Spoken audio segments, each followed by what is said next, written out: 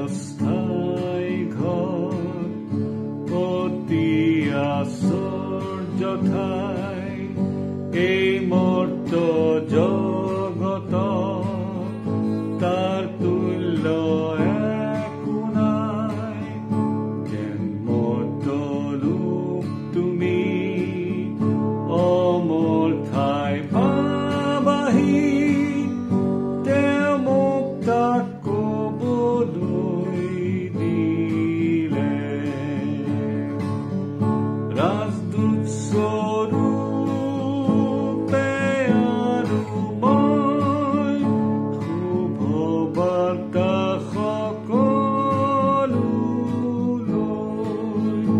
স্বৰ্গৰ ৰজাই কৈছে মোলৈ ঘূৰি আহা, ঈশ্বৰে সৈতে